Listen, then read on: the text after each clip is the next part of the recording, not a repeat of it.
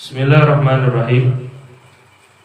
Qala radhiyallahu ta'ala anhu an Anas bin Malik radhiyallahu ta'ala anhu, dari Anas bin Malik radhiyallahu ta'ala anhu berkata, qala lamma wajada Rasulullah sallallahu alaihi wasallam, saat ketika Rasulullah sallallahu alaihi wasallam mendapati min kurabil maut, daripada kesulitan-kesulitan saat meninggal dunia, bahwa jada sebagaimana yang beliau dapati.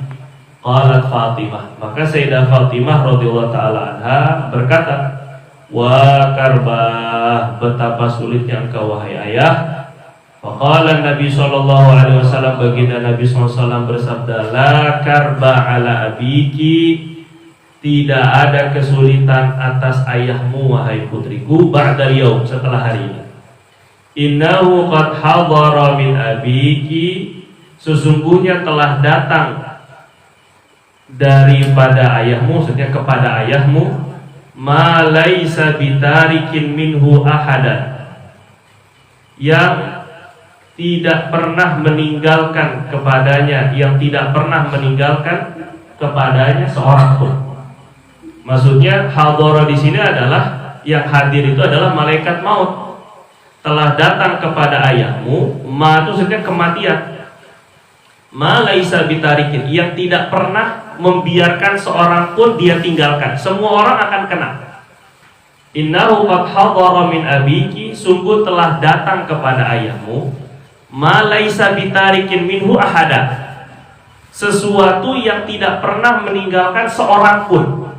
Jadi semua orang pasti akan dihadirkan. Setiap orang akan didatangi oleh sesuatu perkara ini, yaitu al-muwafatu, yaitu wafat, kematian. Yaumal qiyamah, pada hari kiamat. Al-muwafat boleh juga diartikan janji yang sudah ditentukan. Al-muwafat adalah datangnya janji Allah Subhanahu wa taala pada hari kiamat, yaitu perjumpaan dengan Allah Subhanahu wa taala. Sungguh telah datang kepada ayahmu sesuatu yang tidak pernah meninggalkan kepada satu orang pun di dunia ini. Semua akan sama, yaitu al-muwafat, wafat, ataupun juga datangnya janji Allah Subhanahu wa taala, wafaul ahad, wafaul wa'd, pada hari kiamat berjumpa dengan Allah Subhanahu wa taala. Artinya kamu tidak perlu sedih, kamu tidak perlu risau. Seperti halnya semua orang akan mati, ayahmu pun juga akan mati. Sebagaimana sekarang kamu sedih ayahmu meninggal, suatu saat kamu juga akan meninggal. Sebagaimana kamu sekarang risau saat ketika ayahmu pulang, besok kamu juga akan pulang.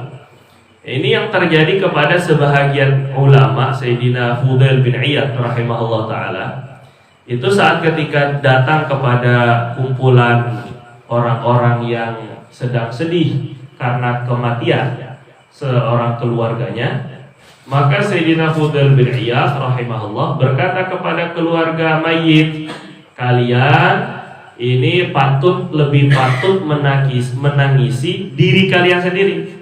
Antum ahakku antabukuna ala anfusikum, kalian lebih layak untuk menangisi diri kalian sendiri. Kalian menangisi mayit ini bukan berarti beliau itu kejam, tapi maksudnya beliau ingin menghibur, yang pertama. Yang kedua, ingin agar keluarga mayit yang ditinggalkan bukan hanya menangisi kepergian mayit, tapi juga ingin mengambil pelajaran dari wafatnya mayit. Kalian lebih patut untuk menangisi diri kalian, sebab kalau mayit sudah mengalami 3 hal yang kalian belum pernah alami. Yang pertama, mayit sudah pasti mati dalam keadaan iman dan Islam, kalian belum pasti. Wala tamutunna illa wa antum muslimun. Kalian menangisi diri kalian, menangisi mayit meninggal dalam keadaan Islam, sudah selamat. Walaupun mungkin dosa-dosanya dicuci dulu di neraka, tapi ujungnya ke surga. Sedangkan kita-kita yang masih hidup belum ada jaminan meninggal dunia dalam keadaan iman. Yang kedua, kalian menangisi mayit, dia sudah merasakan rasa sakitnya dicabut nyawa, sedangkan kalian belum pernah dicabut nyawanya. Yang pedihnya luar biasa. Yang ketiga, si mayit sudah bertemu dengan malaikat maut yang menyeramkan, sedangkan kalian belum pernah berjumpa dengan malaikat maut. Jadi mayit sudah lebih aman daripada kita-kita yang masih hidup. Ini bukan berarti tidak boleh menangisi orang yang sudah meninggal, tapi maksudnya selain kita menangis, kita juga harus mengambil pelajaran. Kafa bil mauti wa'idha. Itu maksud Rasulullah SAW. Sesungguhnya datang kepada ayahmu ini sesuatu yang datang juga yang tidak pernah meninggalkan seorang pun di muka bumi. Semua orang akan didatangi oleh sesuatu hal ini, yaitu kematian dan perjumpaan dengan Allah pada hari kiamat. Ani bin Abbas radhiyallahu taala anhuma yuhaddits, dari Sayyidina Abdullah bin Abbas radhiyallahu taala anhuma meriwayatkan hadis, annahu sami'a Rasulullah sallallahu alaihi wasallam yaqul, bahwasannya ia pernah mendengar baginda Nabi bersabda, man kana lahu faraqani min ummati, barang siapa yang memiliki faraton, dua anak yang lebih dulu meninggal. Faraton artinya dua anak yang lebih dulu meninggal dunia sebelum orang tuanya. Orang yang memiliki faraton, dua anak yang lebih dulu meninggal daripada dirinya, min ummati, daripada umatku, adkhalahullahu ta'ala bihimal jannata, Allah akan masukkan ia ke dalam surga dengan sebab sabarnya dia dengan dua anak ini. Jadi kalau seandainya ada orang tua yang kematian anak ketika anaknya masih kecil, ataupun minimal anaknya sudah ditiupkan roh, mungkin keguguran, itu tabungan buat si orang tua. Ada sebagian saudara kita yang baru beberapa minggu kemarin, Pak Irfan, yang juga keguguran, istrinya keguguran ketika hamil. Itu tabungan. Ini sebagai bentuk sebagai bentuk hiburan kepada orang tua yang ditinggalkan wafat lebih dulu oleh anaknya. Sebelum anaknya balik, orang tuanya sudah ditinggal mati. Orang tuanya sudah ditinggal wafat terlebih dahulu. Kata Nabi, kalau punya dua orang anak yang lebih dulu meninggal, Allah akan masukkan surga dengan sebab sabarnya dia dengan dua orang ini. Farot secara bahasa itu artinya orang yang menunggu yang menunggu. Nah, farot itu secara bahasa Arab artinya al-muntazir, orang yang nungguin kita di depan. Jadi farot itu nungguin kita, misalnya kamu jalan dulu, kita janjian misalnya mau ke Bogor, dia nunggu di Bogor, itu namanya farot bahasa Arabnya. Nah, anak yang meninggal dunia sebelum orang tuanya itu nungguin mereka besok dalam surga, gitu ya, di pintu-pintu surga di hari kiamat. Maka disebutnya farot. Dan kita kalau ada saudara kita yang kematian anak atau keguguran, sunnah kita doakan ja'alahullah faraton wa salafan li abawai. Semoga Allah jadikan anaknya itu sebagai farot, sebagai penunggu nanti di dalam surganya Allah Subhanahu wa taala. Begitu tuh sunnah kita doakan seperti itu. Sebab kalau kita doakan semoga Allah ampuni dosanya, ini anak belum punya dosa. Semoga Allah Subhanahu wa taala rahmati, dia pun udah dirahmati, orang belum punya dosa. Nah, jadi kita doakannya semoga Allah jadikan anaknya itu sebagai farad, penunggu nanti di pintu surga. Terus faqalat Aisyah, berkata Sayyidah Aisyah radhiyallahu taala anha, karena beliau enggak punya anak dari Nabi sallallahu alaihi wasallam, anak beliau hanya daripada Sayyidah Khadijah 6, kemudian satunya daripada Sayyidah Maryah Al-Qibtiyah. Ternyata dari sekian banyak istri-istri Nabi itu tidak memiliki anak, termasuk Sayyidah Aisyah. Jadi pasti akan terasa hatinya, gimana Rasulullah yang gak punya anak? Faman kana lahu faratun min ummatika, bagaimana yang cuma satu anaknya keguguran atau meninggal dunia dari umatmu? Kalau tadi kan dua anak yang meninggal baru masuk surga, kalau satu doang gimana? Ini bahasa halus maksudnya. Qala wa man kana lahu faratun ya muwaffaqah, dan juga orang yang memiliki satu farat, satu anak yang meninggal lebih dulu pun juga akan masuk surga. Wahai muwaffaqah, muwafaqah, wahai istri yang mendapatkan taufik dan hidayah dari Allah. Nah, ini panggilan Rasul kepada Sayyidah Aisyah, muwaffaqah, wahai seorang perempuan yang senantiasa mendapatkan bimbingan dari Allah Subhanahu wa taala. Qalat faman lam yakun lahu faradun min ummatik. Bagaimana wahai Nabi, orang yang lam yakun tidak memiliki lahu, tidak lam yakun lahu tidak memiliki farad, tidak memiliki anak yang wafat terlebih dahulu min ummatika dari kalangan umatmu, baik memang karena belum dikaruniai anak keturunan atau memang karena anaknya gak ada yang meninggal dunia, sehat-sehat aja semuanya sampai gede sampai dewasa. Bagaimana kalau mereka belum ada farad, belum ada yang menunggu besok di hari kiamat, wahai dari kalangan umatmu wahai Rasul? Qala, apa jawab Nabi? Fa ana faradun di ummati, aku yang akan menunggu bagi umatku. Ana faradun li ummati, aku yang akan menunggu untuk umatku. Allahu akbar. Lan yusabu bimithli, lan yusabu bimithli, umatku tidak akan terkena musibah yang lebih besar, yang lebih dahsyat, yang lebih menyedihkan dibandingkan dengan kematianku. Tidak ada yang semisal dengan kematianku. Bimithli mauti. Lan yusabu bimithli, mereka tidak akan mendapatkan musibah seperti musibah kematian aku wahai Fatimah. Jadi kalau kematian anak menyakitkan, menyedihkan, sebagian orang tua sampai hancur perasaannya, sampai setengah gila bahkan pingsan. Begitu pula juga kematian suami, biasanya ini masih anak-anak masih kecil, terus kemudian suaminya sudah meninggal dunia, itu pun juga pasti perasaannya juga sakit, pasti akan sedih, begitu sedih. Tapi kata Nabi, lan yusabu bimithli, karena kesedihan mereka ditinggalkan anak, mereka mendapatkan jaminan masuk dalam surga. Mereka sabar, yang penting sabar, yang penting.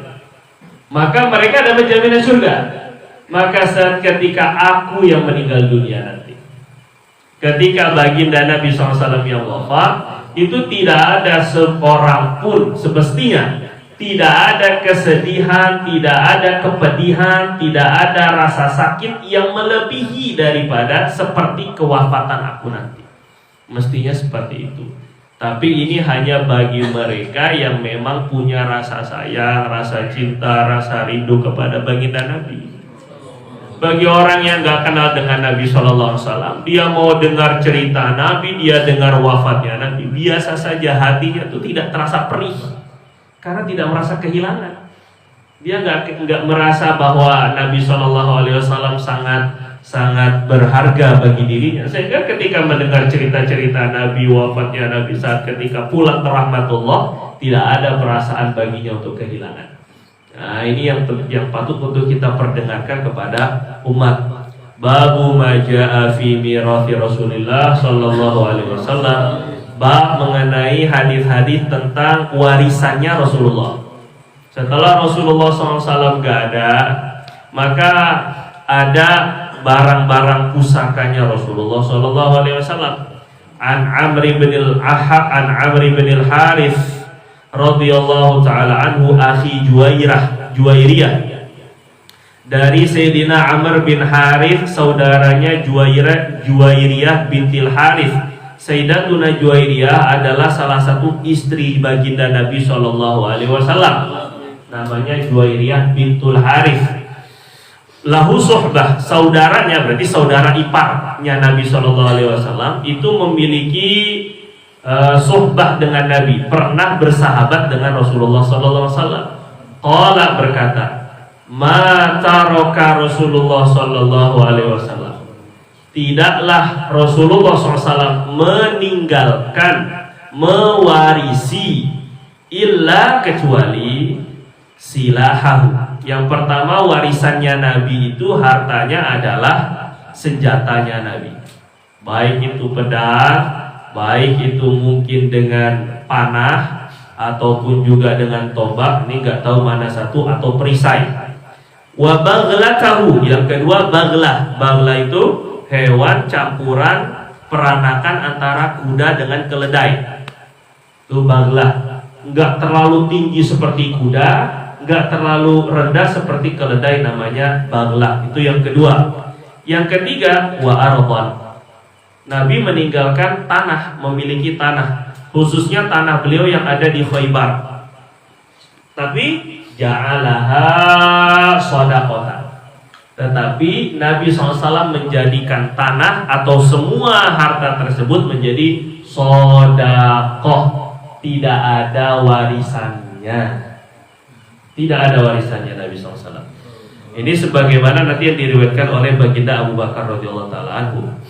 An Abi Hurairah radhiyallahu taala anhu qala, daripada Abu Hurairah radhiyallahu taala anhu berkata, ja'at Fatimah. Sayyidah Fatimah setelah Rasulullah SAW sudah wafat, maka Sayyidah Fatimah radhiyallahu taala anha datang ila Abi Bakar, menuju Sayyidina Abu Bakar, mendekat kepada Sayyidina Abu Bakar sebagai khalifah. Faqalat, kata Sayyidah Fatimah, putri tercinta baginda, man yarithuka, wahai Abu Bakar, siapa yang akan menerima warisan kamu kalau kamu sudah nggak ada? Kalau kamu sudah wafat, yang menerima warisan kamu siapa? Ini pertanyaan Sayyidah Fatimah untuk nyindir. Maksudnya nanti warisannya Rasul mana? Faqala, maka kata Abu Bakar, ahli wa waladi. Ya, yang menerima warisan saya setelah saya meninggal dunia adalah keluarga saya dan anak saya. Ahli maksudnya istri saya dan anak saya. Sudah.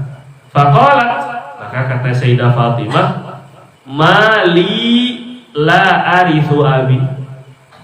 Kenapa saya tidak menerima warisan ayah saya?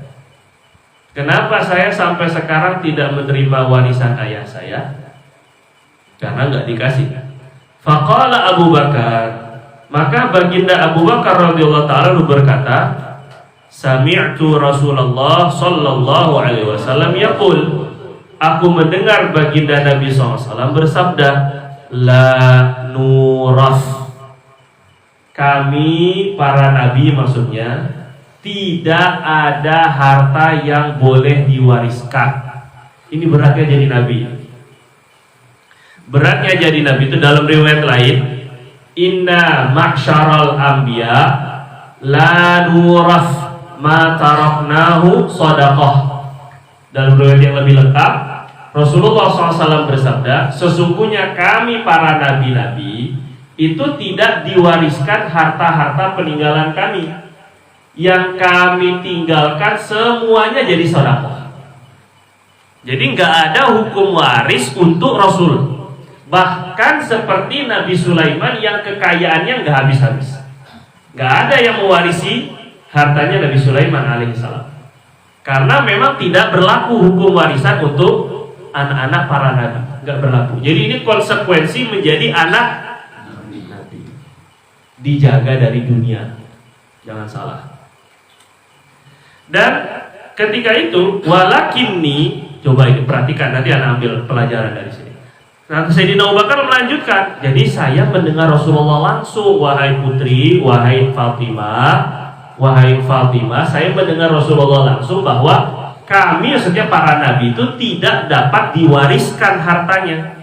Walakinni, tetapi aku, kata Sayyidina Abu Bakar sebagai khalifah, a'ulu, akan menafkahi, akan mengambil alih nafkah, a'ul, walakinni a'ul, tetapi aku akan menanggung perokosan hidup man kana Rasulullah sallallahu alaihi wasallam, orang yang baginda Nabi ya'uluhu nafkahi.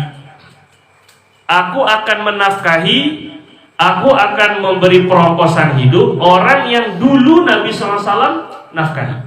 Istri-istrinya, anak-anaknya, ataupun anak-anak angkatnya pernah dikasih beasiswa misalnya. Aku akan lanjutkan, kata Sayyidina Abu Bakar selaku khalifah. Wa unfiqu, dan aku akan memberi nafkah ala terhadap man kana Rasulullah sallallahu alaihi wasallam, orang yang dulu baginda Nabi yunfiku alaih, nafkahi kepada orang yang Nabi tanggung. A'ulu bisa artikan yang Nabi tanggung, yang Nabi nafkahi, sama saja sebenarnya, ini gak jauh beda maknanya. Aku akan menanggung orang yang Nabi tanggung biayanya, rongkosnya, hidupnya, dan aku akan memberi nafkah orang-orang yang Nabi nafkahi.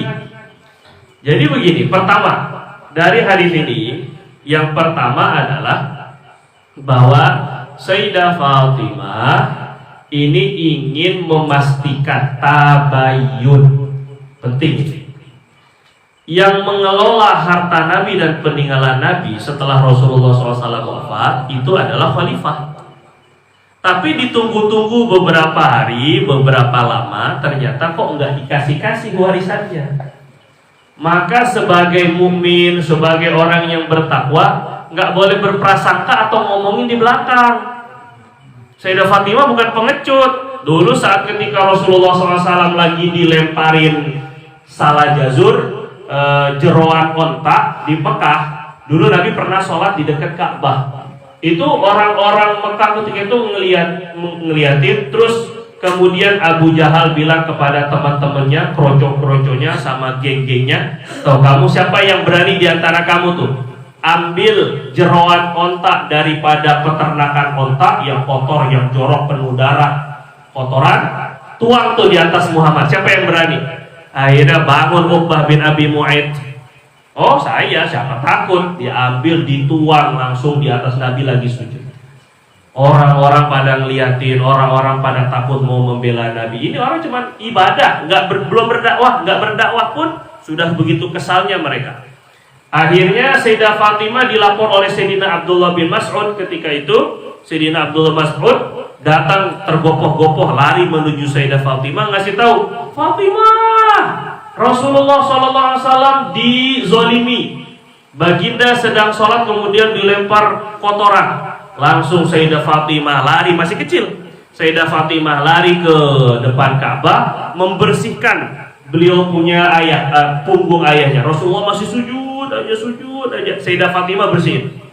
Sudah dibersihkan, kata Fatimah, "Siapa yang berani menuangkan?" Oh, berani, masih kecil.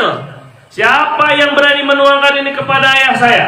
Sampai Rasulullah SAW setelah dibersihin baru baginda bangun. Baru baginda doa, "Allahumma alaika bi Abi Jahal." Ya Allah, saya serahkan balasannya. Nabi enggak balasnya tuh enggak, "Ya Allah, mampusin aja langsung sekarang." Enggak. Allahumma alaika. Ya Allah, saya serahkan balasannya kepada engkau bi Abi Jahal. Allahumma alaika bi Uqbah bin Abi Mu'aid. Allahumma alaika bi fulan. Yang Nabi sebut namanya satu-satu, mati di perang Badar semuanya. Nah ini Nabi SAW doakannya itu seperti itu. Tapi Fatimah, Sayyidah Fatimah nggak pengecut, ngomong di belakang, nggak. Kalau ada kesempatan ngomong di depan. Kalau ada kesempatan kasih tahu. Kalau ada kesempatan tabayun. Ini maksudnya Sayyidah Fatimah ketika nunggu, mana warisannya ayah saya ya? Kok nggak dikasih-kasih? Kok nggak diserahkan? Kok nggak disalurkan? Maka Sayyidah Fatimah ngomongnya pun sedikit agak ketus. "Man yarithu?" "Abu Bakar." "Paman, Om. Kalau Om meninggal, yang mewarisi siapa?" "Ya keluarga saya." "Kalau gitu mana warisan ayah saya?" Ini namanya tabayun. Ya, ada klarifikasi, tanya, jangan ngomong di belakang, jangan cuman bikin provokasi di belakang bisanya, tapi ketika di depan diem kicap. Nah, ini banyaknya yayasan yang hancur, ataupun juga DKM yang hancur, ataupun juga sekolah pesantren yang hancur gara-gara nggak tabayun. Ya, bukan begitu? Iya gitu ya. Tabayun dulu, tanya dulu. Jadi jangan main di hukum-hukum begitu aja perusahaan semuanya. Ini fitnah-fitnah yang ada tuh karena nggak tabayun. Pertama itu yang kita bisa ambil. Yang kedua, coba bandingkan ini, coba ya. Kan ini akan menjadi fitnah besar baginda Abu Bakar. Oh, Abu Bakar ternyata ingin menguasai warisannya Nabi. Tuh, keluarganya aja nggak dikasih. Syiah nih mengembang luaskan ini nih. Cerita ini pasti sama saya tuh diceritakan ini. Akhirnya kata Syiah, riwayat maudhu, riwayat yang palsu itu, Sayyidah Fatimah didorong sama Sayyidina Abu Bakar sampai dadanya itu biru.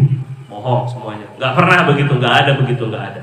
Tapi riwayat itu masyhur di kalangan mereka. Jadi Sayyidina Abu Bakar ini antara dua pilihan, antara memegang teguh hadis yang beliau dengar langsung dari Rasulullah, atau mengikuti apa kata orang. Seandainya beliau bagikan warisannya, kan enak, beliau nggak ada omongan nantinya kan. Orang-orang kan nggak bakal ngomongin beliau pengen merebut harta warisan Nabi. Kira-kira jelas gak nih? Tapi atau pilihan yang kedua, tetap berpegang dengan hadis Nabi karena beliau tahu ilmunya. Ilmunya adalah saya pernah mendengar Nabi bahwa semua para nabi itu tidak dapat diwariskan hartanya jadi sodako. Jadi beliau kelola sedekahnya itu untuk kaum muslimin.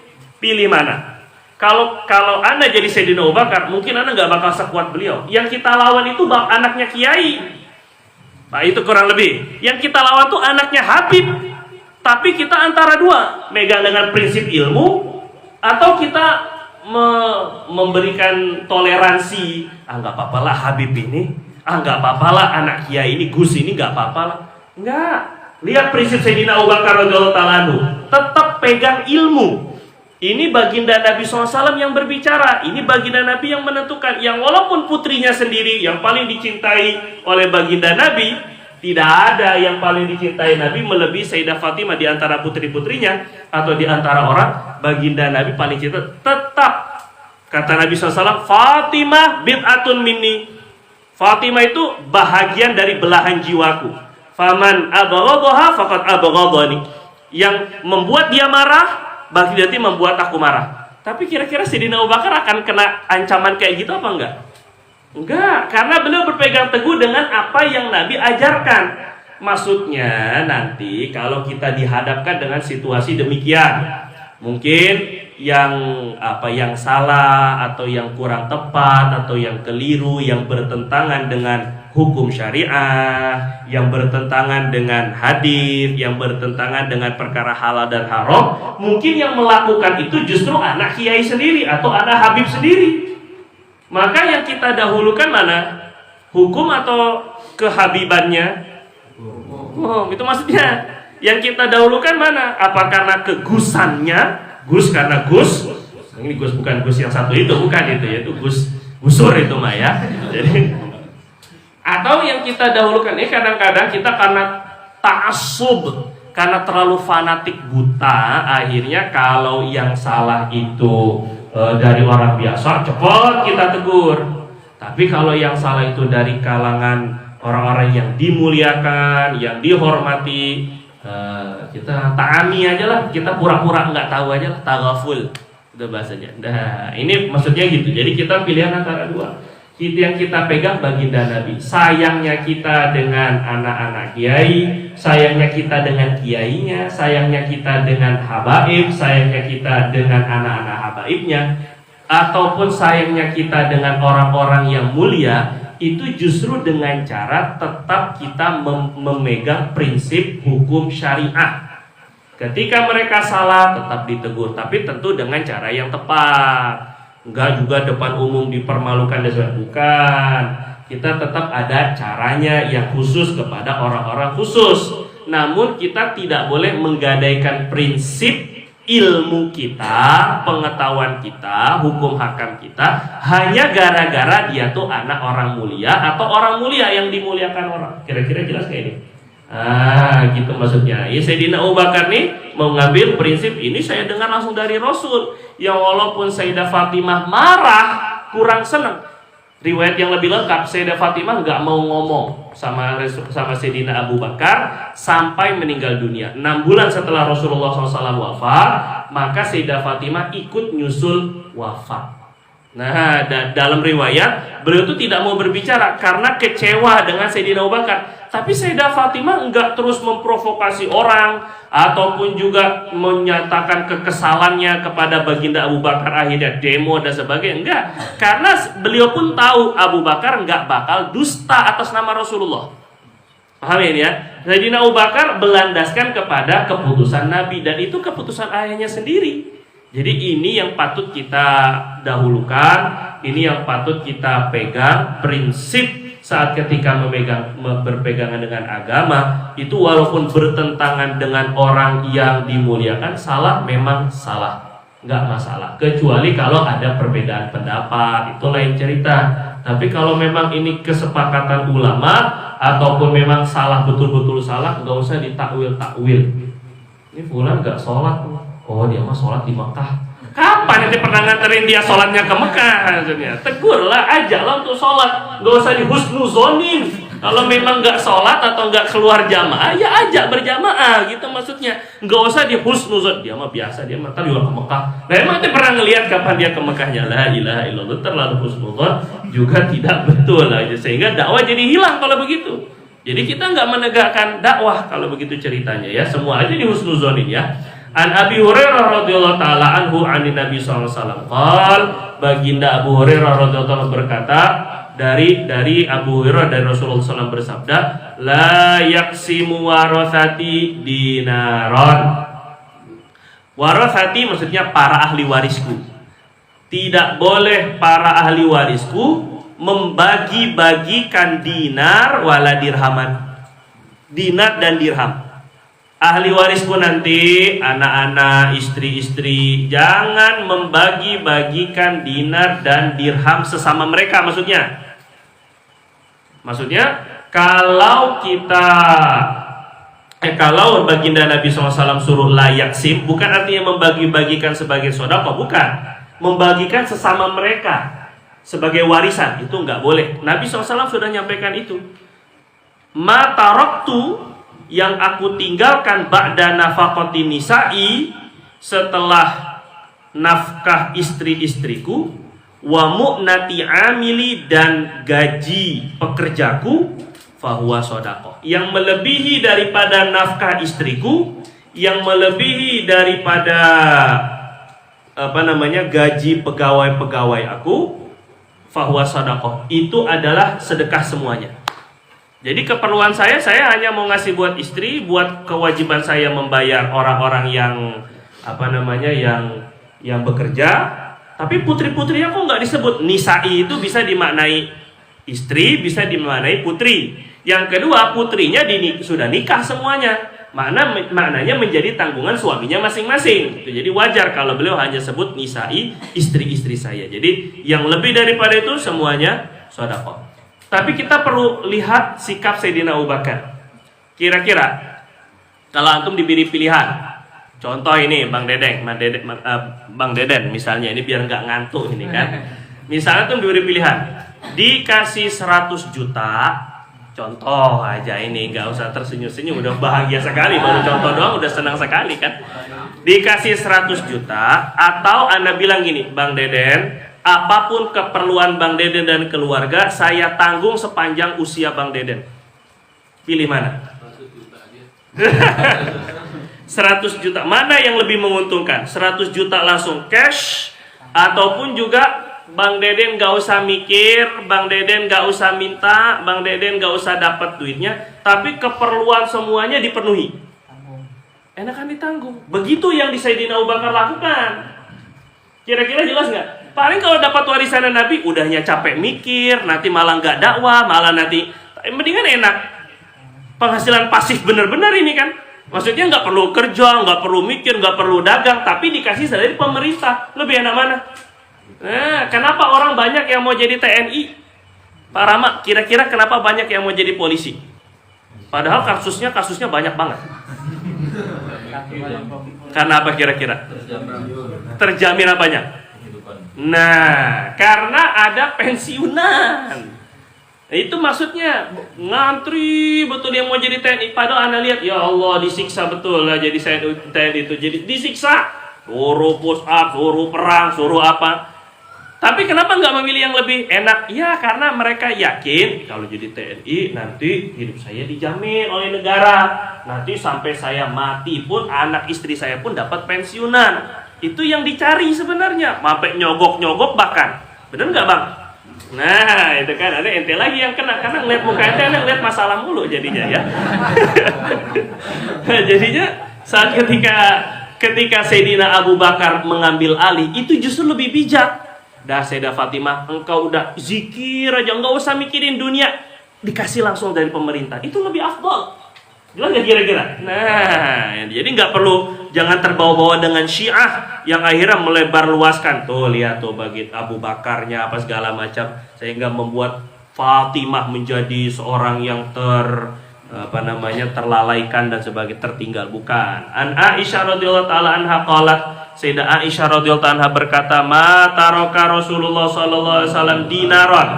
Baginda Nabi tidak meninggalkan emas, wala dirhaman, tidak meninggalkan perak, wala syatan, tidak meninggalkan kambing, wala ba'iran, tidak meninggalkan onta. Qala Zirru, itu bukan Zirri, salah. Qala Zirru ibnu Hubeish Ar-Rawi, berkata Zir bin Hubeish, seorang perawi hadis ini, wa asyukku fil abdi wal amah, saya ragu-ragu pada masalah hamba sahaya laki-laki dan hamba sahaya perempuan. Apakah Nabi meninggalkan hamba sahaya laki-laki dan perempuan atau tidak, itu saya ragu. Yang jelas intinya Nabi tidak meninggalkan harta berupa uang, tidak meninggalkan harta berupa tunggangan, tidak meninggalkan harta dalam bentuk harta benda. Yang Nabi tinggalkan apa? Ilmu. Nah ini penting ini. Orang pada sibuk mencari athar, atau ketika ada athar baginda Nabi, museum yang akan dibangun, nggak tahu katanya, semoga memang betul, athar peninggalan baginda Nabi, apakah itu pedang, atau itu rambutnya Nabi, atau celak matanya Nabi, atau gamisnya Nabi, atau imamahnya Nabi, atau apa saja peninggalan kebendaan Rasulullah SAW, yang seperti itu orang sangat mengagungkan. Tapi majelis-majelis ilmu gimana? Ya, saat ketika ngelihat yang wah, padahal ya wallahu a'lam, peninggalan Rasulullah SAW kebanyakannya, sekali lagi kebanyakannya memang musnah, karena disimpan pribadi oleh para sahabat dan turun temurun. Nah ini mungkin yang dipajang-pajang di museum Tokapila atau di mana-mana, itu harus ada sanadnya. Ini diambil dari mana? Dari mana? Kan bisa saja kan? Antum misalnya aja, Anda punya kain yang udah lama, berpuluh-puluh tahun, mungkin dari kakek Anda, mungkin nggak pernah dipakai, lapuk. Anda bilang ini adalah kainnya Rasulullah SAW. Kan bisa, nipu tuh kan nggak perlu sekolah. Jadi tinggal bilang aja, ini Pak, ini Bapak jangan bilang-bilang ini. Di awal tuh udah begitu duluan, biar horor sedikit, biar kelihatan mistis.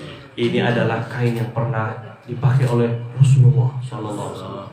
Kan bisa saja begitu. Atau cincin, kita bikin sebagaimana di riwayat ada tulisan Muhammad Rasul Allah. Kita buat juga kayak gitu, cuman agak-agak kelihatan lapuk atau kuno gitu. Kita bilang, ini tau nggak, ini cincin yang Sayyidina Utsman kehilangan ini. Kan bisa aja kita bilang begitu kan. Padahal Sayyidina Utsman aja nggak ketemu, masa iya kita ketemu, kan nggak mungkin itu ya. Nah jadi artinya peninggalan yang bentuknya benda sekarang ini secara pasti tidak bisa dipastikan. Sekali lagi, secara pasti tidak bisa dipastikan.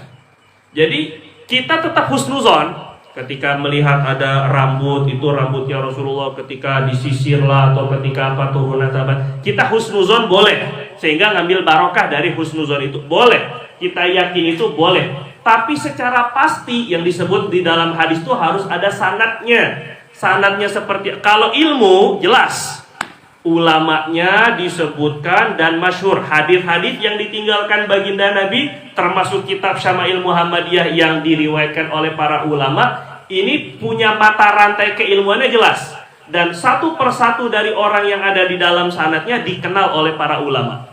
Jadi jelas semuanya. Kalau ilmu yang sifatnya ruhani, itu memang warisan yang bisa dipastikan dari Rasulullah, apalagi hadis-hadis sahih. Nah, jadi kita jangan sampai tertipu seperti orang-orang di zaman Sayyidina Abu Hurairah. Kata Abu Hurairah, orang-orang di pasar, kalian gak mau berebut warisannya Nabi tuh di masjid, lagi dibagi-bagi. Akhirnya orang-orang pasar, kan namanya orang pasar, hitung-hitungan kebendaan. Akhirnya pergi ke masjid, tengok celingak-celinguk, gak ada pedang, gak ada baju, gak ada selimut Nabi, gak ada rambut Nabi, gak ada tombak Nabi. Mana Abu Hurairah, kamu bohong, katanya warisan Nabi lagi dibagi-bagi. Ternyata kata Sayyidina Abu Hurairah, bukan. Emang kamu lihat apa? Yang kami lihat cuma ada halakoh-halakoh, majelis-majelis ilmu di masjid. Nah itulah warisan Nabi SAW. Innal anbiya wal mursalim lan yuwarithu dinaran wala dirhama walakin warathul ilma. Mereka itu mewariskan ilmu, para nabi-nabi dan rasul, yang walaupun Nabi Sulaiman yang beliau wariskan itu apa? Ilmu. Jangan salah ya. Jadi karena Nabi Sulaiman memilih ilmu, sehingga Allah berikan harta dan kekuasaan. Kembali, jadi kita kalau mau tahu warisan Rasulullah yang sebenarnya, itu bukan kebendaan. Ini hanya riwayat-riwayat saja. Yang sebenar-benarnya yang sekarang kita lagi dapat ini. Antum satu persatu ini lagi dibagi-bagikan warisan Nabi. Makanya jangan tidur. La ilaha illallah. Oh, pengen cepat masuk kepada bab selanjutnya. Babu majaa fi ru'yati Rasulillah sallallahu alaihi wasallam. Bab mengenai mimpi berjumpa Rasulullah sallallahu alaihi wasallam. Jadi karena pengen terlalu meresapi dan mendalami bab ini, akhirnya belum juga dibahas sudah. Pengen cepet-cepet ketemu Rasulullah sallallahu alaihi wasallam rupanya antum ya. Makanya pengen cepet-cepet tidur. Allahu akbar, luar biasa antum. An Asib ibni Kulayb rahimahullah taala qala haddatsani abi annahu sami'a Abu Hurairah radhiyallahu taala anhu. Kulayb mendengar daripada Sayyidina Abu Hurairah radhiyallahu anhu yaqul, berkata, qala Rasulullah sallallahu alaihi wasallam, Rasulullah sallallahu alaihi wasallam bersabda, man ra'ani fil manam, orang yang melihat aku, menatap aku di dalam tidur, faqad ra'ani, maka sungguh dia benar-benar melihat aku. Fa inna syaitana, karena sesungguhnya syaitan, la yatamatsaluni, tidak akan mampu menyerupai dirinya dengan aku, tidak mampu menjelma jadi diriku. La yatamatsaluni. Jadi kalau mimpi, maknanya dari hadis ini, maknanya dari hadis ini itu bermakna bahwa mimpi itu ada yang daripada Allah, ada yang memang perwujudan syaitan. Yang kedua, jaminan tidak ada yang bisa tidak mungkin jelmaan setan itu hanya Nabi. Adapun selain Nabi itu masih ada kemungkinan jelmaan setan. Masih ada kemungkinannya. Kalau begitu, maka dilihat isi kandungan mimpinya. Walaupun kita mimpi bertemu ada Syekh Abdul Qadir Jailani sebagaimana yang dilukis-lukis misalnya. Saya pernah ketemu ini nih, lukisannya Syekh Abdul Qadir Jailani. Ya, bagus, nyari barokah, merasa husnuzon, boleh. Tapi bangga sampai sombong atau riya, jangan. Itu jebakan setan juga bisa. Karena Syekh Abdul Qadir Jailani tidak ada jaminan setan tidak menjelma sebagai beliau. Paham apa enggak? Yang dijamin setan tidak akan bisa menjelma itu hanya Rasulullah. Sedangkan yang selain baginda Nabi, mungkin Sayyidina Abu Bakar sekalipun, kalaulah kita mendengar fisiknya Abu Bakar ataupun juga ketika dalam mimpi dia mengaku sebagai anak Abu Bakar As-Siddiq, saya itu adalah Abu Bakar As-Siddiq, maka perlu dilihat isi kandungan mimpinya bertentangan syariat apa enggak. Yang pertama, apakah menganjurkan sesuatu yang baik atau enggak? Kalau menganjurkan sesuatu yang buruk, nah tinggalkan. Walaupun mengaku Syekh Abdul Qadir Jailani ataupun Sayyidina Abu Bakar sekalipun, atau mengaku Jibril bahkan. Antum tahu kenapa sebahagian nabi-nabi yang mengaku sebagai nabi itu terlalu pede menjadi nabi? Nabi Ahmad Musaddiq, Ahmad Munawar juga sebentar lagi jangan-jangan kan? Ataupun juga Nabi Lea Eden, ataupun juga dengan Nabi Mirza Ghulam atau yang semisalnya. Kenapa mereka pede banget untuk jadi nabi? Karena ketemu Jibril. Loh, ketemunya tuh di mana? Dari khayalat apa? Bayangan. Ada yang karena zikir akhirnya ada khayalan itu, dan itu salah satu hijab dalam zikir justru malah. Ketika dia bisa melihat sesuatu itu ujian daripada Allah Subhanahu wa taala. Jadi hati-hati. Tadi takutnya setan itu masuk, bukan berarti setan senang ketika ngelihat kita zikir terus kita ditinggal. Enggak. Ketika kita ahli zikir, ahli thariqah, ahli pokoknya, terus maka dia akan semakin menggoda kita dengan sesuatu yang kita nggak rasa itu godaan. Akhirnya terlalu pede. Saya semalam ketemu Jibril, katanya saya ini adalah Imam Mahdi. Nah, itu maksudnya. Jadi kebanyakan orang tergelincir itu karena ini masalah mimpi. Jadi jangan salah, itu jangan salah. Kok bisa ya sampai begitu pedenya ya? Ya karena antum belum mimpi aja. Mungkin kalau antum yang mimpi, jangan-jangan antum yang mengaku jadi Mahdi. Innalillahi wa inna ilaihi raji'un kan? Nah, kembali. Jadi sekali lagi ditegaskan bahwa dari hadis ini yang pertama yang mendapatkan jaminan tidak akan bisa diserupai oleh syaitan adalah baginda Nabi saja. Itu pun sebagaimana yang Anda sampaikan di awal-awal, bahwa yang benar-benar tidak mampu diserupai syaitan kalau bentuk fisiknya seperti yang ada dalam hadis. Tapi kalau berbeda dengan apa yang ada dalam hadis, ini kita boleh husnuzon. Misalnya kita bertemu dengan seorang syekh, seorang tua sekali, atau kiai siapa, atau habib siapa, tapi dia mengaku rasul, ataupun juga orang-orang memanggilnya baginda Nabi misalnya. Tapi kita lihat-lihat kok kita banding-bandingkan dengan apa yang ada dalam kitab Syama'il, fisiknya Nabi kok berbeda. Nabi pipinya halus, kok ini peot. Nabi SAW rambutnya tuh ikal, kok ini lurus. Atau geribo misalnya. Jangan-jangan Saibaba itu. Atau nggak kenal Saibaba, yang kecil-kecil nggak kenal Saibaba itu kan. Itu dajjal masa dulu lalu, sekarang nggak ada. Terus kemudian jadi jangan-jangan itu Nabi. Jadi yang seperti itu, kalau fisiknya tidak sesuai dengan ilmu yang diriwayatkan dalam hadis, maka kita boleh husnuzon. Tapi memastikan itu Rasul nggak bisa. Jelas ya kira-kira ya ini ya. Dibedakan. Husnuzon boleh. Kita insya Allah semoga dapat barokahnya, semoga itu Rasulullah SAW beneran. Itu boleh saat ketika kita melihat seseorang yang diakui dalam mimpi itu seperti Rasulullah. Qala Abi, berkata Asim bin Asim berkata, ayah saya Kulayb berkata lagi, fahaddatu bihi ibnu Abbas, saya sampaikan hadis ini kepada Sayyidina Abdullah bin Abbas. Ini riwayat Abu Hurairah. Saya dengar, kemudian saya sampaikan kepada Sayyidina Abdullah bin Abbas.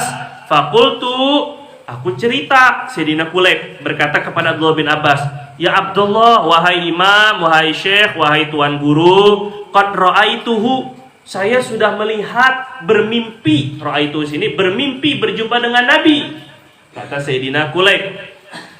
Fadzakartu, aku mengingat ketika aku lihat perawakannya yang saya lihat dalam mimpi itu.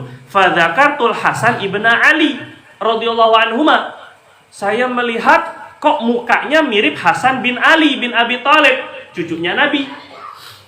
Fakultu syabbahtuhu bihi, maka aku berani menyamakan apa yang saya lihat dalam mimpi seperti perawakan dan fisiknya Hasan bin Ali, Sayyidina Hasan. Faqala Ibnu Abbas radhiyallahu taala anhuma, maka Sayyidina Abdullah bin Abbas memberikan fatwa terhadap mimpi itu, innahu kana yushbihu. Oh iya, sesungguhnya memang Sayyidina Hasan sangat menyerupai perawakan dan fisik Rasulullah sallallahu alaihi wasallam. Jadi dalam sebuah riwayat dikatakan Sayyidina Hasan itu miripnya Rasulullah dari pusar ke atas, wajahnya, tangannya, dadanya. Sayyidina Husain itu mirip dengan Rasulullah dari pusar ke bawah. Itu sebahagian kata ulama. Jadi kakinya, pahanya, lututnya itu mirip dengan baginda Nabi SAW. Jadi wajar kalau keturunan Sayyidina Hasan itu biasanya putih-putih, itu wajar sekali. Dan Sayyidina Hasan itu anaknya buahnya ada 200-an. Jadi keturunan Sayyidina Hasan jauh lebih banyak daripada keturunan Sayyidina Husain. Itu jadi maknanya mimpinya yang dilihat dalam mimpi, orang yang ada dalam mimpi dibandingkan dengan Sayyidina Hasan, bagaimana? Benar gak mimpi itu mimpi Nabi? Kata Sayyidina Abdullah bin Abbas, iya sih memang Sayyidina Hasan itu mirip perawakannya dengan baginda Nabi SAW. Begitu ya. Jadi ini mimpi berjumpa dengan Nabi. An Yazid Al-Farisi rahimahullah ta'ala kana yaktubul masahif. Daripada sahabat Nabi SAW, daripada tabi'in Yazid Al-Farisi, dari orang Persia. Wa kana yaktubul masahif. Beliau kerjaannya menulis mushaf Quran, menyalin mushaf. Kalau dulu nggak ada mesin cetak, kalau dulu nggak ada printer, maka Quran itu ditulis tangan, satu jadi satu, tulis lagi dua. Jadi kerjaannya itu adalah menulis Quran. Jadi orang soleh ini. Qala ra'aitun nabiyya sallallahu alaihi wasallam fil manam. Aku memimpikan Rasulullah SAW dalam tidur. Zamana Ibni Abbas, pada waktu Sayyidina Abdullah bin Abbas masih hidup. Aku pernah bertemu dengan baginda Nabi dalam tidur saat Sayyidina Abdullah bin Abbas sepupu Nabi masih hidup. Hayatahu. Qala faqultu li Ibni Abbas, maka aku cerita kepada Sayyidina Abdullah bin Abbas radhiyallahu taala anhuma. Jadi kalau mimpi baik itu boleh gak diceritakan? Nah, di sini kalau mimpi baik itu justru sunnah diceritakan. Tetapi kata Nabi, la tuhadits illa labiban habiban. Tapi ceritakannya kepada orang yang cerdas dan cinta sama kamu. Kalau nggak sayang atau kalau punya permusuhan, takutnya justru malah jadi fitnah. Nah, yang benci-benci kalau kita ceritakan mimpi-mimpi, itu cuma mimpi doang, begitu lebih kurang. Karena emang dasar udah nggak suka. Nah, tapi kalau seandainya kita mau cerita, hati-hati dengan niat. Kalau sekiranya niatnya nggak datang, udah nggak usah lah. Kalau niat ikhlasnya takut malah ingin membanggakan diri depan orang. Karena ngaku-ngaku kan gampang. Kan orang nggak ada yang bisa ngedeteksi mimpi toh. Bener apa enggak? Orang kan nggak ada yang tahu. Alhamdulillah, tadi malam waktu saya tahajud. Nah, ini pengen ngeliatin tahajudnya yang pertama. Ketika itu saya terlelap sekali, ngantuk banget. Ketika itu waktu saya tertidur, saya melihat Rasulullah SAW dengan Nabi Isa sebelahnya dan Nabi Musa, Nabi Nuh, kemudian berserta para malaikat dan juga ada malaikat Jibril, dan mereka semua berkata, kamu jadi wali kutub. Misalnya itu. Yang bisa memastikan itu kepada Anda itu siapa yang Anda cerita gitu? Kan nggak ada, itu kan ngarang bisa-bisa aja. Namanya juga mimpi. Paham ya kira-kira ini ya? Jadi yang namanya berdusta, bohong terhadap mimpi ini salah satu dosa. Dan Nabi SAW ancam mantaro amalam yaro. Orang yang pura-pura mimpi sesuatu yang dia tidak mimpikan, pura-pura aja. Karena ingin kelihatan keren, biar orang makin cium tangan bolak-balik di depannya, atau pengen biar minumannya diperebutkan, atau pengen dia diagungkan, biar orang anggap dia wali. Maka Nabi bilang orang yang pura-pura mimpi itu udziba finar, maka akan diazab di dalam neraka, dan dia diberi tugas untuk menyambungkan jerami. Jerami itu apa kita sebut tangkai gandum, dan gak bakal bisa nyambung. Kalau udah putus tali tangkai jerami, mau disambung pakai apa? Nggak bisa. Maka diazab lagi selama dia tidak bisa menyambungkannya. Sebagaimana kita tidak mampu mengusahakan mimpi, maksudnya berusaha biar saya malam ini pasti nggak bakal bisa. Mimpi ketemu nggak bakal bisa. Kita nggak bisa ngatur mimpi. Nah, maka begitu pula orang yang pura-pura dan berbohong dengan mimpinya, dia akan diazab sampai bisa menyambungkan tangkai jerami gandum. Itu kata baginda Nabi SAW. Suruh menyambung syair, batang gandum, dan walaisa biwasil, dia tidak akan mampu menyambungkannya. Maka sepanjang itu diazab. Jadi hati-hati, nggak usah lah. Kalau memang kita nggak mimpi, ya nggak usah ngaku-ngaku. Kalau kita mimpi, ya ceritakan. Dan itu kita jaga niatnya, semoga jadi dapat barokahnya. Dan kata Al-Imam Al-Qustulani dalam kitab Allahumma sholli ala sayyidina Muhammad, Qustulani dalam kitab Al-Mawahidul Laduniyah, seingat anak, bahwa orang yang fasik, Orang yang bermaksiat, ahli maksiat, itu mungkin saja bertemu dengan Nabi dalam mimpi. Jadi mimpi berjumpa Nabi itu gak mesti orang soleh.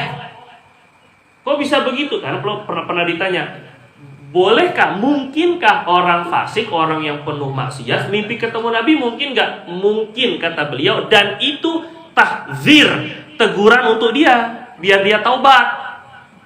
Nah, jadi tidak berarti kalau kita ketemu Nabi itu kita berarti sudah lebih naik level di antara orang-orang lain. Enggak berarti.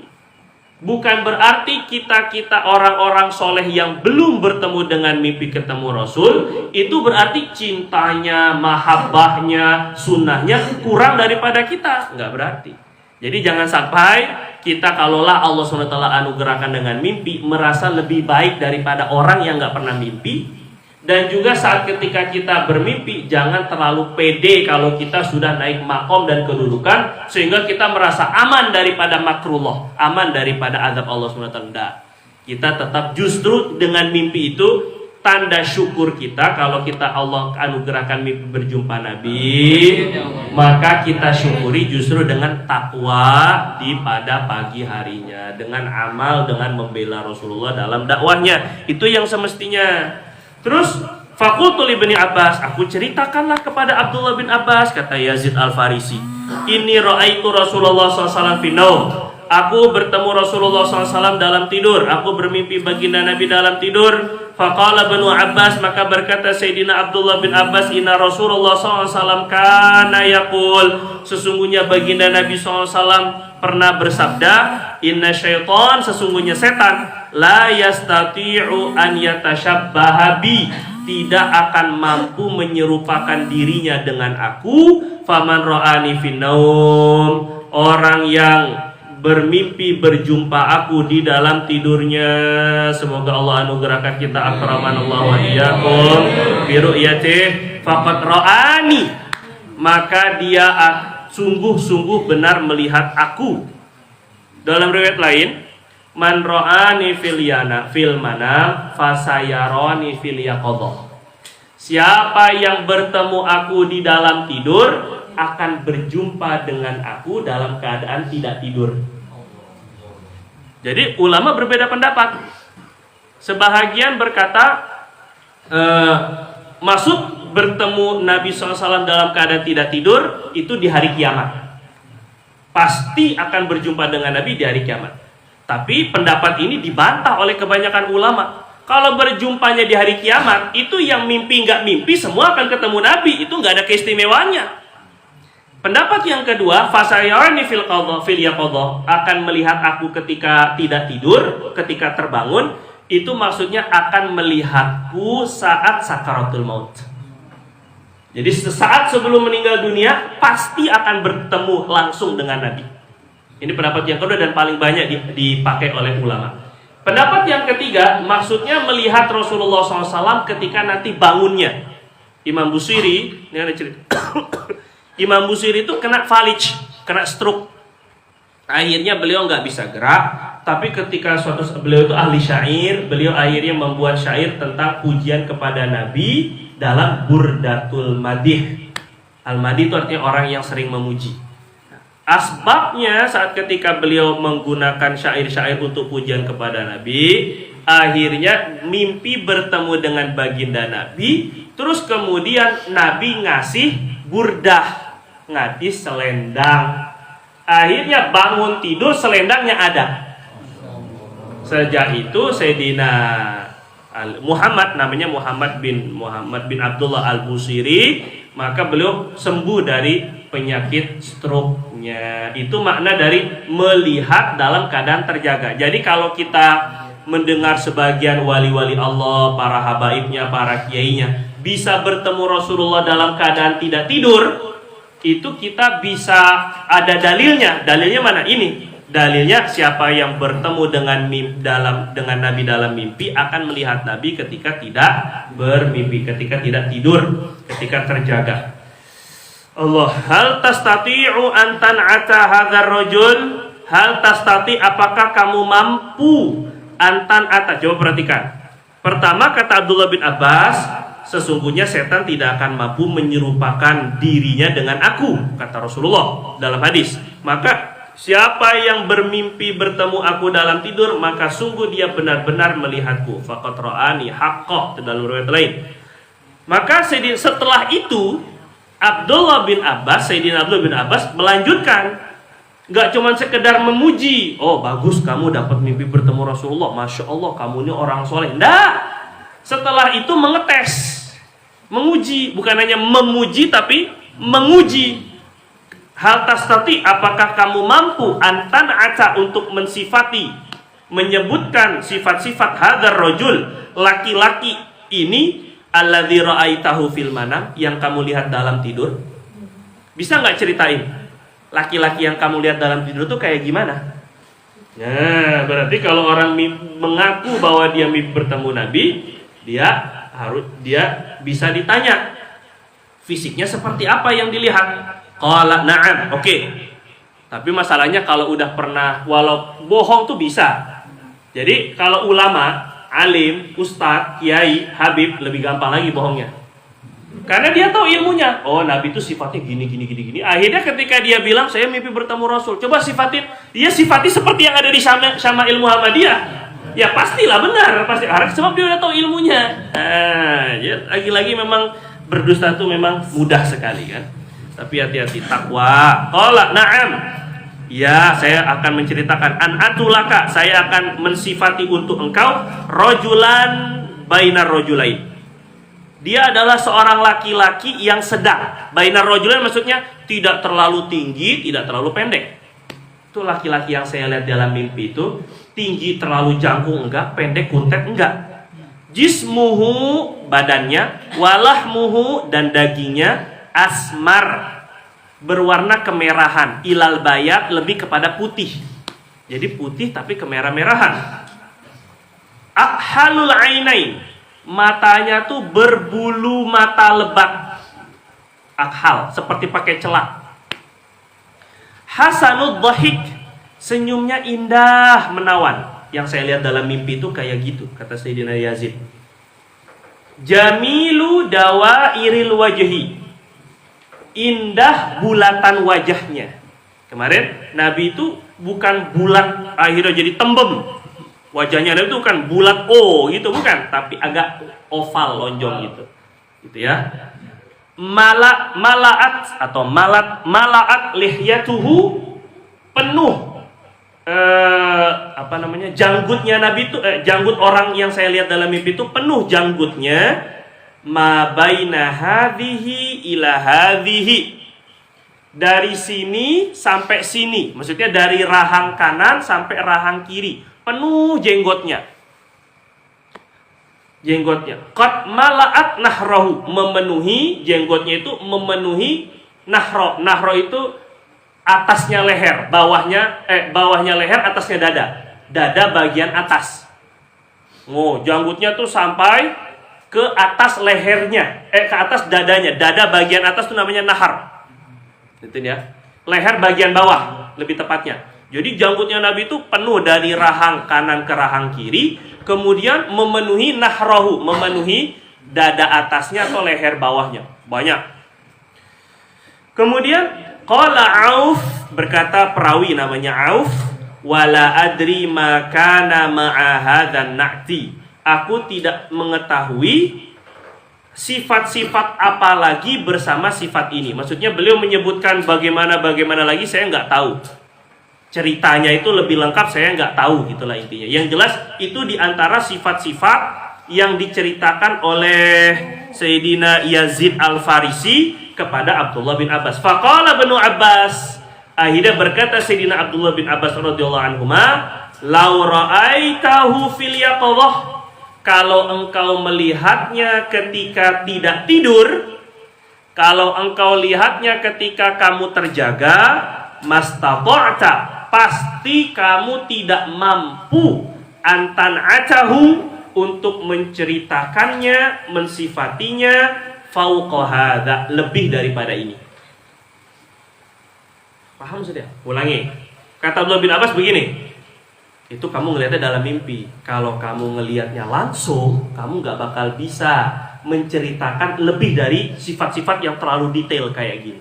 Maksudnya kalau kita ketemu Nabi langsung, pancarannya dengan haibah wibawanya Nabi, kayaknya untuk melototin Nabi dari atas ke bawah tuh rasa segan sekali.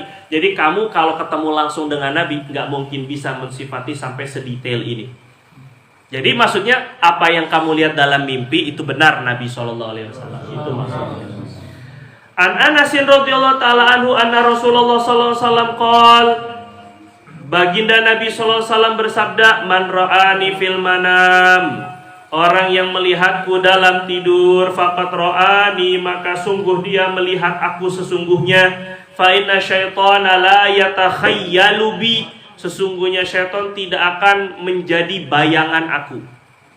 Yatakhayyal, menjadi khayal, menjadi bayangan, menjadi halusinasi. Setan tidak akan mampu menjadi bayangan aku. Wa qala, dan Nabi SAW bersabda, wa ru'yal mu'min, mimpi seorang yang beriman, yang imannya benar maksudnya, yang imannya betul, yang imannya bagus. Mimpi seorang yang beriman bagus, juz'un adalah satu bahagian, min sittatin wa arba'ina juz'a, daripada 46 bagian, minan nubuwah, daripada kenabian. Mimpi orang soleh, mimpi orang yang beriman, yang imannya bagus, itu adalah satu bahagian dari 46 bahagian kenabian. Apa maksudnya? Jadi begini, mimpi baik, mimpi kita nih, ketika mimpi kita baik, bertemu dengan ulama, ataupun juga mimpi masuk surga, atau mimpi-mimpi baik lah, maka itu sama dengan anugerah mukjizat Nabi. Sebab dulu Nabi sebelum mendapatkan wahyu, sebelum Nabi tahanus, apa tahanus tuh? Bersembunyi di Gua Hira, maka Nabi SAW beribadah di Gua Hira. Sebelum itu 6 bulan sebelumnya Nabi bermimpi terus. Mimpi bahwa Nabi akan dijadikan Nabi. Paham gak? 6 bulan. Selama 6 bulan Nabi itu mimpi bahwa Nabi diangkat menjadi Nabi dan Rasul. Sebelum beliau tahanus ke Gua Hira 6 bulan. Kemudian masa dakwahnya Nabi setelah diangkat menjadi Nabi dan Rasul, di Mekah 13 tahun, di Madinah 10 tahun. Berarti berapa? 23. Jadi kata Nabi, orang yang bermimpi bagus seperti Nabi dulu, itu kan Nabi 6 bulan, dibandingkan dengan 23 tahun, setengah banding 23, sama dengan 1 banding 46. Jelas ya? Nah ini maksudnya. Jadi mimpi yang baik itu 1/46 mukjizat Nabi. Jadi kalau kita bertemu mimpi-mimpi yang bagus, itu bahagian daripada karomah, kemuliaan yang Allah anugerahkan kepada kita. Itu maksudnya. Itu bagian 1/46 dari kenabian, karena hitungan mimpi bagusnya Nabi sebelum jadi Nabi dan Rasul. Awalnya itu mimpi dulu ya. Dalam riwayat lain kata Nabi, ketika Nabi bilang, siapa yang bermimpi denganku dalam tidur, dia akan melihatku ketika dia terjaga, ketika dia tidak tidur. Maka Sayyidina Abdullah bin Abbas sendiri mimpi. Ketika itu beliau langsung ketika bangun, aku mimpi ketemu Nabi. Akhirnya beliau lari ke bibinya Sayyidatuna Maimunah. Bibi, mana cerminnya Nabi yang biasa Nabi pakai cerminnya? Itu di sana. Maka ketika Sayyidina Abdullah bin Abbas melihat cerminnya Sayyidatuna Maimunah, istrinya Nabi, cermin yang biasa Nabi pakai, beliau lihat wajahnya bukan wajahnya dirinya, tapi wajah Rasulullah SAW. Ini untuk membuktikan bahwa mimpi yang beliau mimpikan tadi malam itu memang betul-betul Nabi. Jadi ketika bangun langsung ngelihat cermin yang suka dipakai oleh Nabi, ternyata wujudnya itu wajahnya baginda Nabi. Itu diantara penafsiran mimpi bertemu Nabi, akan bertemu Nabi dalam keadaan terjaga, dalam keadaan tidak tidur. 2 riwayat terakhir tentang pentingnya sanad. Ini Imam Tirmidzi setelah awal pertama kali bercerita tentang fisik Nabi, dan diakhiri dengan mimpi bertemu Nabi. Berharap semoga dengan tersambungnya kita dengan hadis-hadis ini, Allah juga berikan karomah kemuliaan dengan mimpi berjumpa Rasulullah SAW. Dan juga hadis itu penting, jadi kita tetap berpegangan dengan riwayat. Qala Abdullah ibnul Mubarak, berkata ulama besar namanya Abdullah ibnul Mubarak rahimahullah ta'ala, idza betuli tabil qadha, apabila engkau diuji untuk menjadi hakim. Idza betuli tabil qadha, apabila engkau diuji Allah untuk dengan pengadilan, maksudnya untuk menjadi hakim atau menjadi pemutus keputusan atau pemberi fatwa. Kalau kamu diuji Allah menjadi pemberi fatwa, orang suka nanya ke kita, orang suka merujuk kepada pendapat kita. Itu maksud kita sedang diuji dengan dengan ke pengadilan atau dengan fatwa. Paham nggak maksudnya? Abdullah bin Mubarak nih ulama besar. Beliau itu menganggap kalau seseorang menjadi qadhi itu adalah hakim, pemerintah, ataupun juga ketika dia menjadi pemutus suatu keputusan, berarti itu adalah bala, ujian dari Allah. Itu bukan suatu kemuliaan. Pada para ulama-ulama dulu tuh menganggap begitu. Sampai di antara mereka lari tidak mau jadi qadhi, tidak mau jadi hakim agung, sampai pura-pura gila. Sebagian ada yang kabur, nggak tahu kemana, lari. Sayyidina Abu Hanifah memutar otak gimana caranya biar nggak dipilih oleh khalifah sebagai hakim agung kita sekarang. Hakim agung kita sekarang apa? Ya, Mahkamah Agung MA. Ininya apa? Hakim agung kan? Nah, sebagai pemutus keputusan atau menjadi hakim itu nggak mau. Kenapa? Karena saat ketika kita yang memutuskan keputusan, takutnya salah, takutnya keliru, takutnya dipertanggungjawabkan depan Allah, berat.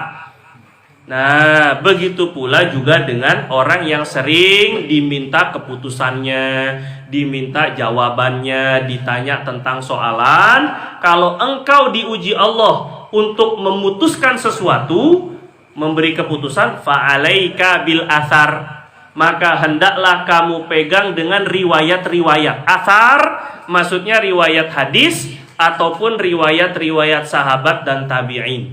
Athar maknanya. Bagaimana Sayyidina Abu Bakar memutuskan? Ini pentingnya belajar hadis.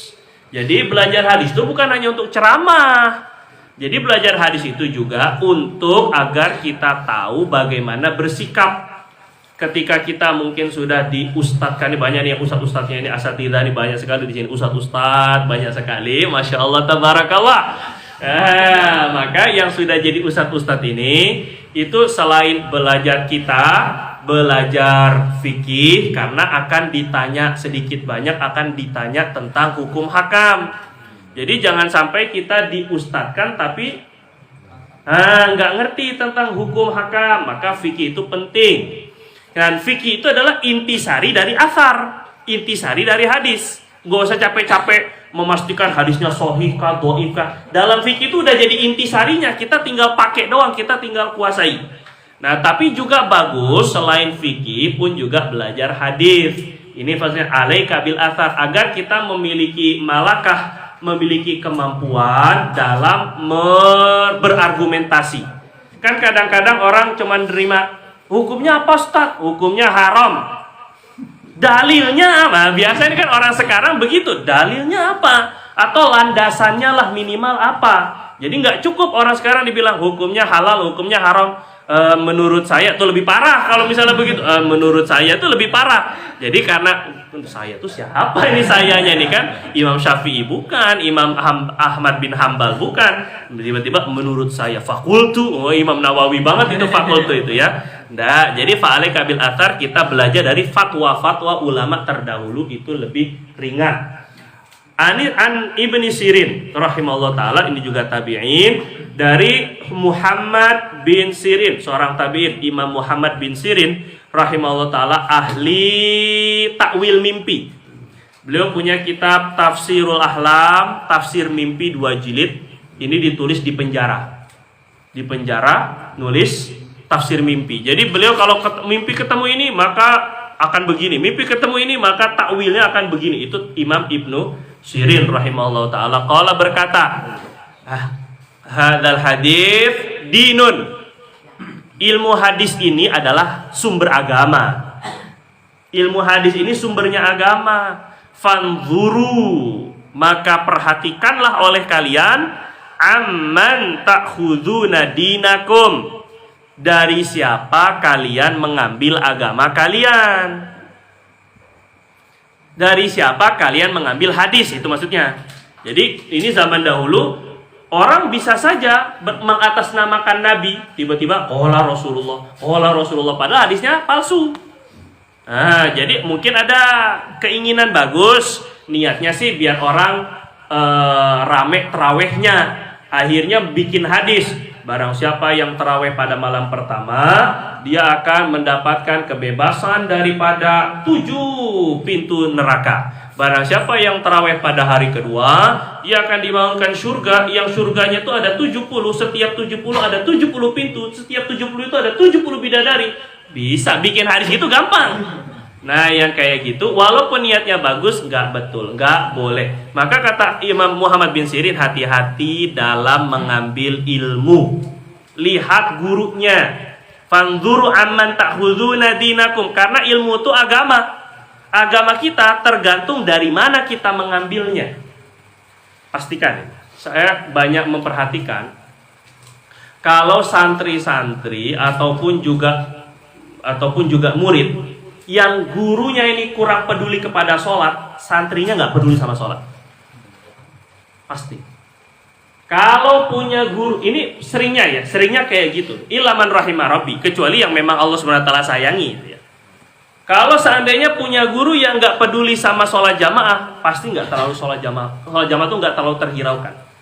Tapi sebaliknya, kalau punya guru yang sangat menekankan sholat jamaah, sedikit banyak termotivasi terus untuk berjamaah. Benar ya? Syekh Nurin begitu. Kalau seandainya kita punya guru nggak peduli dengan sunnah-sunnah, sekedar sunnah, diamalkan ya dapat pahala, nggak diamalkan ya nggak berdosa juga, pasti nggak peduli sama sunnah. Tapi kalau kita punya gurunya pada sangat peduli dengan sunnah-sunnah Nabi, sedikit banyak kita akan dapat rembesan, kalau bahasa rembesan ini. Kita akan sedikit banyak ruhani, semangat untuk mengamalkan sunnah-sunnah Nabi. Maka tergantung gurunya. Gurunya wahaboy. Kalian tahu nggak wahaboy ini kan? Nggak ngerti wahaboy ya kan? Ini kan? Pasti.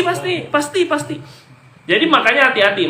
Ya kalau udah punya, kadang-kadang udah punya basic sekalipun, gurunya wahaboy jadi wahaboy. Oh, gurunya Syiah jadi Syiah. Makanya hati-hati di dalam ilmu memang bisa saja diambil dari mana-mana. Kita kan juga boleh ngambil daripada orang-orang barat. Boleh. Sekedar pengetahuan gak masalah. Tapi berguru itu akan menentukan kemana arah hidup dan cara hidup kita. Sangat sekali. Yuda'un nasu bi imamihim itu.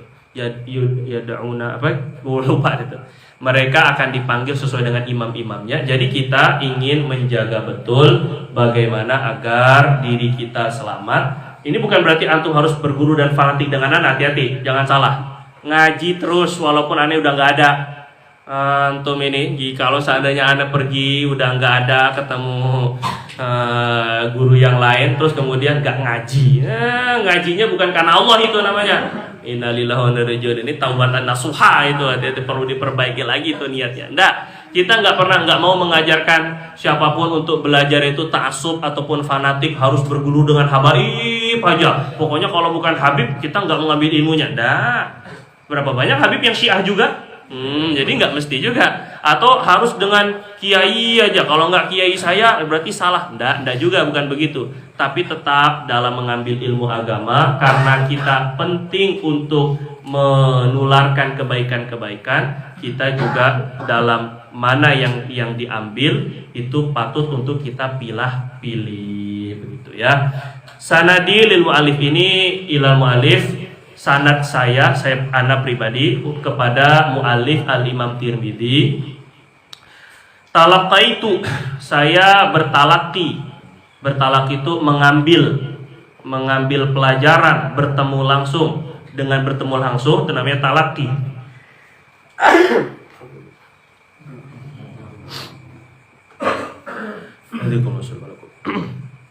Asyama'ilal Muhammadiyah, kitab Syama'il ini riwayatan wa diroyatan, baik meriwayatkannya maupun makna kandungannya, an Syaikhin al-Fadil al-Alim al-Alama, dari guru kami al-Alim al-Alama Asy-Syaikh Muhammad Nuruddin Marbu Abdillah al-Banjari hafizallah wa akramahu fid dunya wal akhirah wa nafa'ana bi ulumi.